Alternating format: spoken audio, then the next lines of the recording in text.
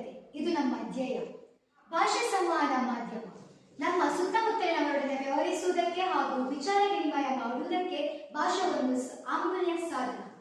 ಭಾಷಾ ಪ್ರಯೋಗದಲ್ಲಿ ಅದರ ಆಂತರಿಕ ಸಂಬಂಧವನ್ನು ಅರಿಯುವುದು ಅಗತ್ಯ. ವಿವಿಧ ಭಾಷೆಗಳು ಹಲವು ಸಾಮಾನ್ಯ ಗುಣಾಂಶಗಳನ್ನು ಹೊಂದಿದ್ದರೂ ಎಲ್ಲವೂ ಒಂದೇ ಮೂಲದಿಂದ ರೂಪುಗೊಂಡಂತವುಗಳಲ್ಲ. ಇದರಿಂದಲೇ ಪ್ರತಿಯೊಂದು ಭಾಷೆಯು ತನ್ನ ಮೂಲ ಸ್ವರೂಪದ ಜಾಯಮಾನವನ್ನು ಸಮರ್ಥಿಸುತ್ತಲೇ ವಿಕಾಸಗೊಳ್ಳುತ್ತದೆ, ಸಮೃದ್ಧವಾಗುತ್ತದೆ. ಅದು ಸಾಹಿತ್ಯ ರಚನೆಗೂ ಇಂಬು ನೀಡುತ್ತದೆ.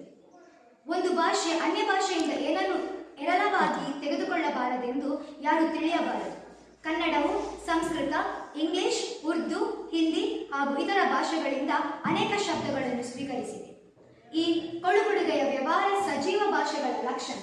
ಇದರಿಂದ ಭಾಷೆಯ ಅಭಿವೃದ್ಧಿ ಆಗುವುದರ ಜೊತೆಗೆ ಸಾಹಿತ್ಯ ರಚನೆಯು ಸುಲಭವಾಗುತ್ತದೆ. ಸ್ವಭಾಷೆಯನ್ನು ಪ್ರೀತಿಸಬೇಕು, ಗೌರವಿಸಬೇಕು, ಬೆಳೆಸಬೇಕು ಎಂದರೆ ಅನ್ಯ ಭಾಷೆಗಳನ್ನು ತಿರಸ್ಕರಿಸಬೇಕು ಎಂದು ಅರ್ಥವಲ್ಲ. ಭಾಷೆಗಳಲ್ಲಿ ಮೇಲು ಕೀಳೆಂಬುದಿಲ್ಲ.